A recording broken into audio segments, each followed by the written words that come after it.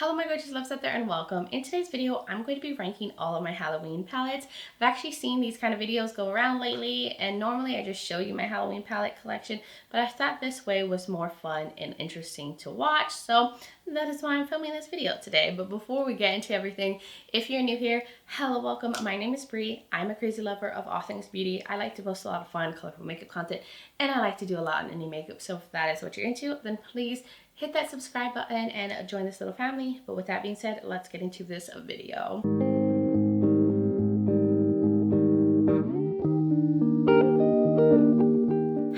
And welcome my spooky fall babes. I'm excited to get into all of my Halloween palettes.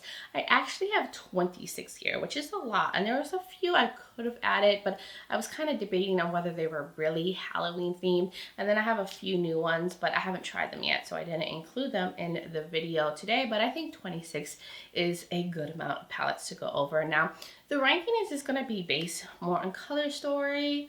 Maybe some things had a few issues, or it's the versatility, but I love all of these palettes. I mean, they're in my collection for a reason, so none of them are bad. So just know that going in. This is just for funsies, and I like to just make things hard for me and force myself to rank the palettes that I love.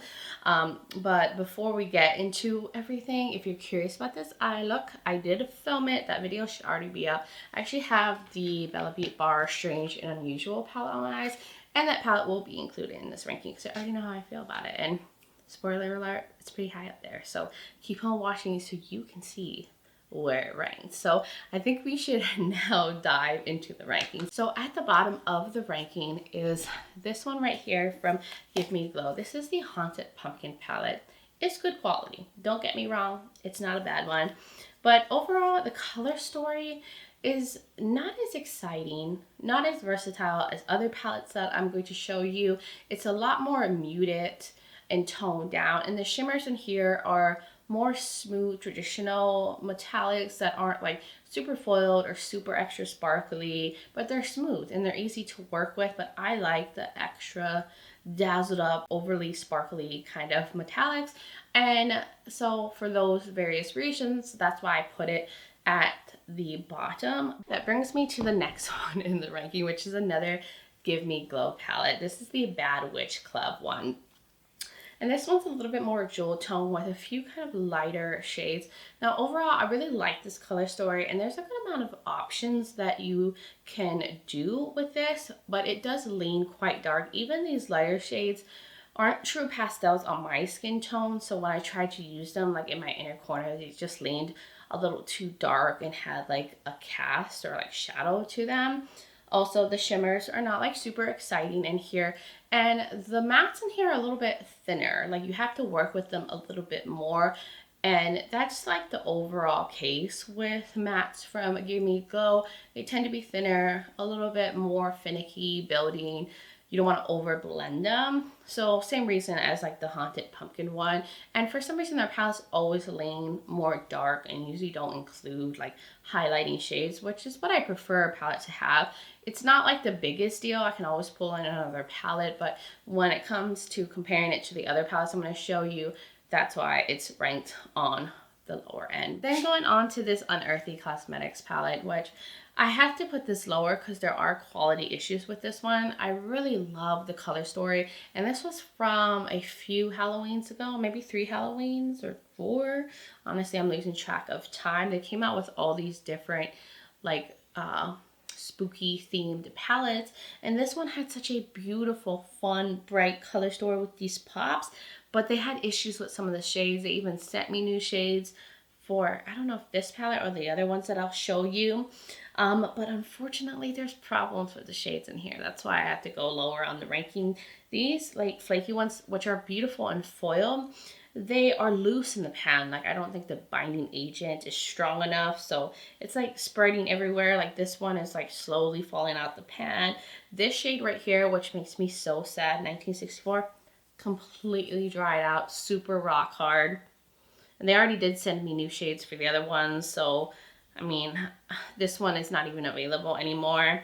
So unfortunately, I won't be able to get a replacement, or at least I don't think I will be. And then this vampire one, Yeah, this one is, it looks like it's going to start drying out as well. But I did really love the mattes in here. I just had such high hopes for this collection and this palette because I love the color story. And then the next one in the ranking, which this one I think is really good, but it's pretty limited on how many kind of looks you really can do with it. It's pretty monochromatic, and it's the Lunar Beauty Moonspell palette. Now, surprisingly, a lot of people didn't love this, but I thought the quality was just fine in here. I love the packaging. It's beautiful. I wish I had gotten the first Moonspell palette. It's like the one that got away. But this one is like burgundy, pink, purple. And it's like how many directions can you go? You can really just stay in this kind of like berry family. So the versatility is not there. And I do feel like their recent palettes from Lunar Beauty has improved, especially within the matte formula and the sparkly shades too. Their foils have got more intense, but there are some that are very sparkly, and then there are some that are smoother. I just cannot do as much with this, but honestly, I love using a lot of these shadows as blushes, and it's pretty. I love me a good little berry moment, and I actually need to use this more. Then going on to another one, which I've recently tried, but this is also pretty limiting on what you can do with it, and it's the Night Terror palette from Unearthy. This is very good quality. Don't get me wrong, I really, really love this. It's just smaller, more curated. You can go pink, purple, or blue with this, but it just is limited to that. And I like bigger palettes. I like palettes that have a lot of color options and different directions you can go. And it doesn't give me like Halloween vibes either. This to me is more like a wintry color story. So also for that, it doesn't really give me Halloween spooky vibes or grunge or fall, but it's still really pretty. And then going on to another palette from Unearthy Cosmetics. This is the Witching Hour one. This one is also when they were Alien Cosmetics. I don't think they sell this one anymore, but I really love this one. I feel like this one didn't get that much hype, but I love the grungy tones of this one. I love this like bright limey yellow shade here. And this one too had a good amount of versatility because you could go purple, you could go red, you could go green, you could go in like this warm orangey brownie section, or just mix all the shades together. And I really enjoyed this one. It was a nice one. It's one of their like bigger 9-pan palettes. They obviously have gotten smaller with the pans, but I still really love this. And doing this ranking, it's making me think about how I need to use this more because I haven't touched it in a while. Then a smaller palette, but I really love the vibe and the color story of this one. It's the Halloween palette from Shroud. This was a collab with Badd Bean. And this one is grungy, but it's cute, but it's surprisingly pretty versatile because you can go orange, you can go green, you can pull in the mustard, or like use this plummy one, that mustard. And then this one too is shifty. Now I think the quality of the first one that they did together with Badd Bean and Shroud had a little bit better quality. I had a little bit of issues with some of the mattes, like the darker ones, but not a lot. I was still able to build them, but I still think it's really pretty. I love this green. I love this shade. I mean, overall, it's so fun. It's like a mini little grungy palette that I could just carry around and live my best fall life in. Great for traveling too. Which brings me to the other palette I mentioned that Shroud and Badd Bean did together. This was when she was called Beaute Bean though. She changed her name, but this was the first palette that they did together. And this broke the internet. This sold out so many times. I waited, I think, 10 months to get this, but this is the one I think has a little bit better quality, and I've used this quite a bit. Like, I'm very attracted to the tones in here with the limey greens, the teals, these beautiful like lavendery tones, or you can mix them up together. And I really love this Sam shade as an inner corner highlight. And I mean, this one is so pretty, and I love the colors in here. And I don't know, I really like it. That's why I put it higher up than the other ones, so I can see myself using this more, and I have used this more than the other ones that I showed you. And then the next one in the ranking is also from Unearthy Cosmetics. This actually has their old name on it, Alien Cosmetics. This was a collab with Cindy and Nicole Adams.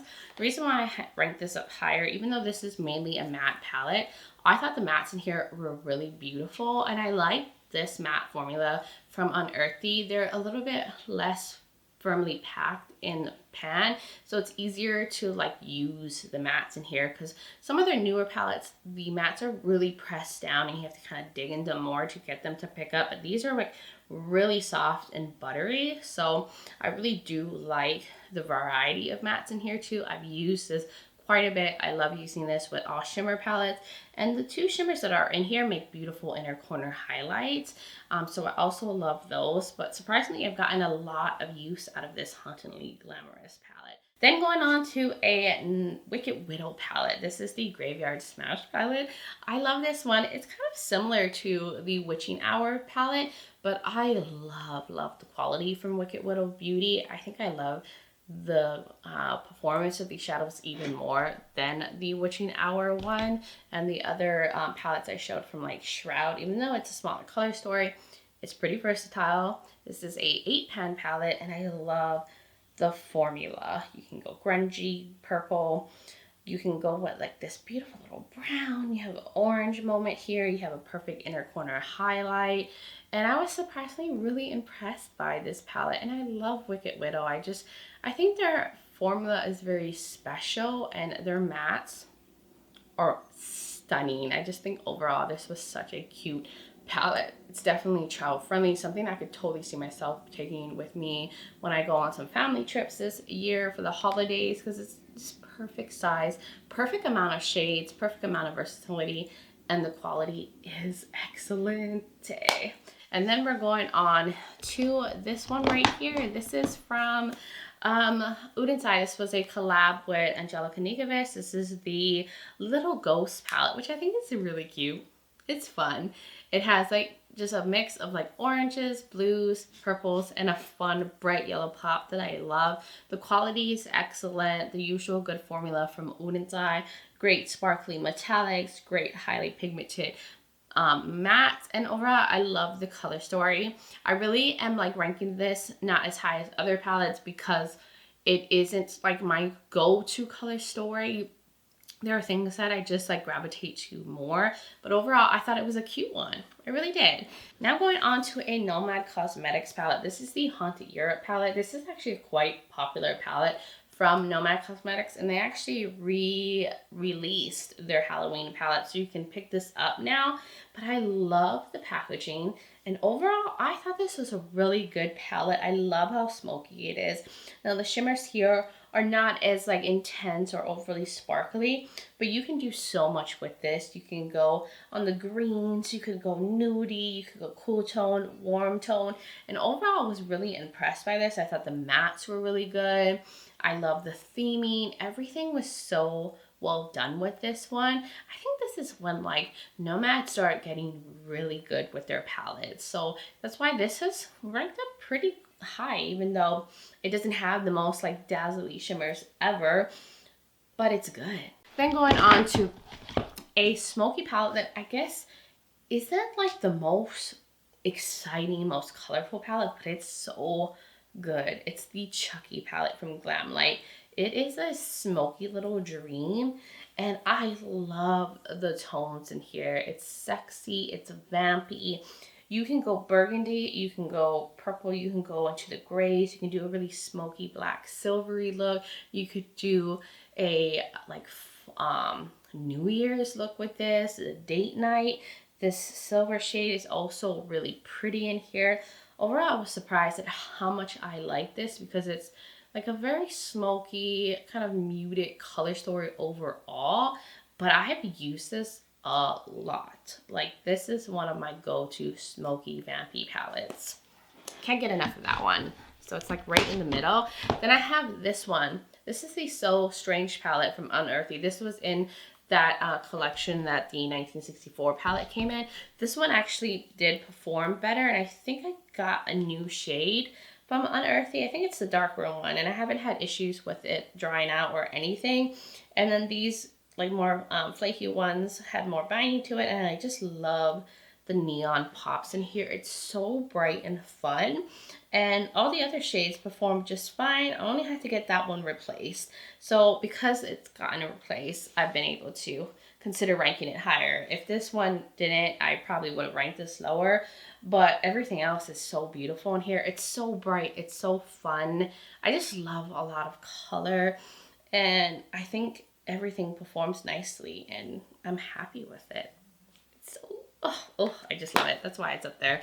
And then going on to one that I feel like it's kind of giving similar vibes, but I like the formula even more, and it's the Trick or Treat palette from Unearthy. This was another collab with Angelica Nikovic. It came out with the Little Ghost palette. And look at this little grungy dream with fun little bright pops. You can go nudie, you can go green, you can go like kind of plummy, burgundy-ish. You can go red, orange. You can go even a little grungy. Like, this was so good. And like this Magic Potion shade is beautiful. Oh, and this one too, Witch's Brew. I love me my greens. I love me my grunge. I love me my Floyd ones.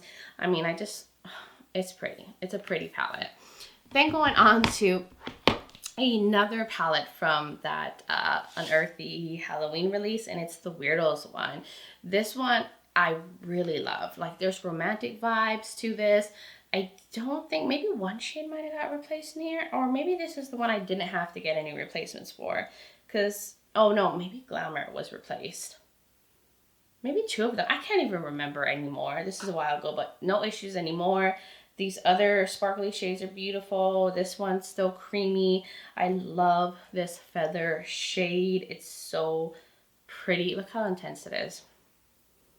Look how intense. And then the mattes are really good in here too. I just think this color story was just really pretty. A mix of grunge with some muted colors. We got a little bit of red, a little bit of pink, purple, smokiness. I love this row right here. I love the multi-chromes, the inner corner shade. I can go on how much I love this one. And this one had the least amount of issues from what I can remember. And then we're getting on to another Unearthy palette, the Devour palette. This one is beautiful. I love this color store as well. It's very similar to their Weirdos palette. I just think the quality in here is even better. This is one of their newer palettes, and I love that there's like these beautiful iridescent shifty shades to use as inner corners. You have these beautiful mid-tone ones. There's some that are just so sparkly, some that have shifts to them. The mattes are really good in here too. Really nice. And I like this one just a notch more than the Weirdos one. Now getting into the Gourmande Girls Haunted palette. This one is so pretty. It's kind of similar to the ones that I just showed you, the Devour and Weirdos as well, but I love this one even more. This formula is so good. Some of the best from Gourmande Girls are ones that are in these size palettes. Like, the mattes in here are beautiful. You got the grunge, you got some purple, you have these beautiful sparkly shades. Then you have this beautiful one that has like a sheen. It's like a satin matte. I really love that one as well. And you can even go kind of tone down, a little nudie, a little grunge if you want it to. I just overall really enjoyed this palette and the versatility of it. That's like where I start really falling in love with Gourmande Girls, when these like Halloween palettes start coming out from them. And now going on to another Gourmande Girls palette, which is new to my collection. I just did a whole review to looks video with this. This is the Collabs palette, and I put this higher up because it is a bigger palette. It has more shade options. I do wish that this had more metallics. It's a matte heavy palette, but the mattes are really beautiful in here. I really love the lighter shades the most. And the neon shades, they were quite pigmented. So I love that about this. And then the metallics are so beautiful, especially the two iridescent ones. And this one's a holochrome. It's a sexy little sparkly shade. And I just like the theming, the packaging, what this palette represents. I really love the two looks that I was able to create. And this really gets my creative juices flowing because I can just see so many options with this. Then going on to another Unearthy palette. This was also part of those other like Weirdos, the 1964 palette. But this one surprisingly is my favorite. And this one is the most nudie-ish, less colorful one out of the bunch. But this one I love. no issues at all with any of the shades in here. I love the mattes. I love the tones. It's just such a glamorous, glitzy kind of palette. The purples, the reds, the nudes. I think I've used this one the most out of all of them. I think it's, I don't know what it is. Like when I'm in the nudie mood or the glam mood, I go towards this. I've used this during the holidays. I use this for date night. I've used this if I just want a toned down nudie look, but I still want it to be extra sparkly. Everything performed really nicely in here. Some are a little smoother, but these sparkly shades just get me. I like a lot of sparkle, and something about this palette just has a hold over me. Now going on to a Gourmande Girls palette, which has less color options than the last two that I showed you, but this one, I've used this so much.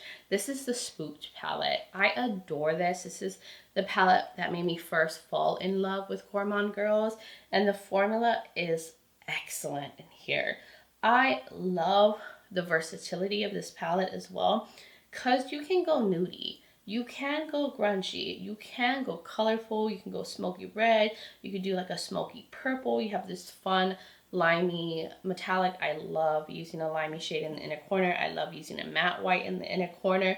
It just has all the kind of shades that I love. And then if you do a nudie look, this spirit shade has like a greeny, interesting shift to it. So it makes it like a more interesting, elevated nudie look, if that makes any sense. I don't know, I'm smitten by this palette. Even though it's not as big as the last two that I just showed you, you can do a lot with this and the quality is excellent. So I think this will always end up being like higher on a ranking because overall it's just excellent, well executed. Love the packaging, travel friendly. It's a good one. Now going on to a Nomad palette, which is just surprisingly more muted. But it's really good. Some of the best from Nomad. This is the Ghost Town USA palette. I was really impressed by this. It's cool tone, but there is some warm tones in here. But probably the best mattes are in this palette and their best metallic formula. They're very sparkly metallics. They're smooth, but there's like all these little sparkles throughout them. And I just found them so beautiful. And I love that I could do a smoky cool tone look. I can do like a cool tone nudie look. I can pull in some of these richer, deeper tones, or I can go green and do something a little like muted green. I don't know, this is really good. And this is ranking higher up than a lot of super colorful palettes in my collection, but I have used this a lot as well. And it's just an approachable palette. I can see all these looks I can do.